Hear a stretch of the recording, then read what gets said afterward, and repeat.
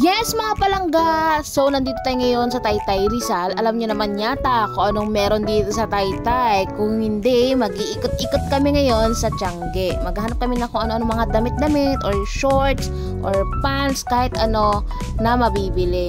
Pero ang budget ko dito ay 500 pesos lang. Hindi ko alam kung anong budget ni ate. So kasama ko dyan si ate Elaine. Nag-iikot-ikot kami ngayon dito. First destination namin ay ang Bagpi. Pero pagdating namin doon sarado. Hindi ko na ipapakita sa inyo ang buong pag-iikot namin sa pamimili. Kung hindi ipapakita ko na lang sa inyo yung unboxing time. Char! So mag-unbox tayo ng mga pinamili namin. Ito hindi lang sa akin to. Kasama dito yung kay ate Elaine. Kasi syempre mas marami siyang pinamili kaysa sa akin. Char! Ito yung unang nabili ni ate Elaine. 3 pambahay na sando. Manipis siya. Sobrang presko niya.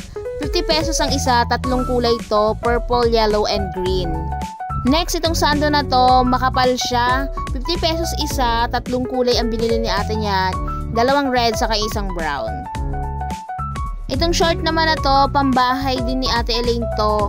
3 rin ang binili niya. 50 pesos din yung isa.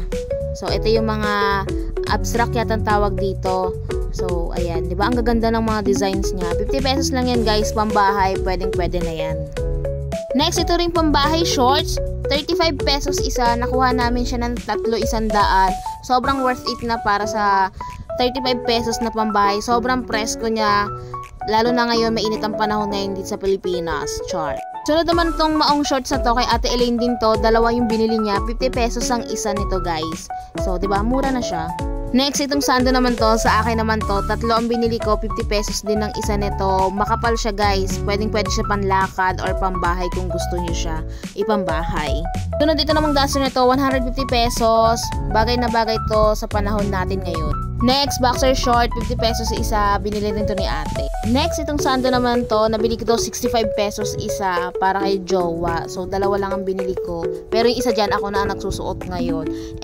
Sobrang presko niya kasi suotin guys. At napaka-comfy niya talaga. Next, bumili din ako ng shorts na tigta 300. Diba napaka worth it niyang bilhin kasi sobrang comfy niya suotin guys.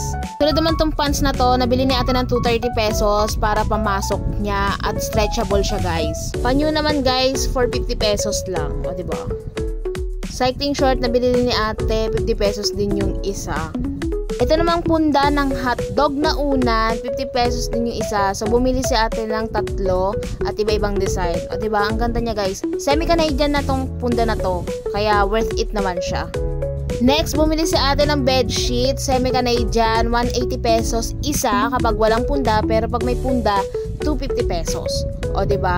Worth it na siya kasi semi-Canadian na rin siya, guys. Makapal siya. At 3 design ang binili ni ate, floral and abstract. So, ayun guys, ito lahat ng mga napamili namin sa Taytay Rizal. Thank you sa panonood, guys. Sa uulitin.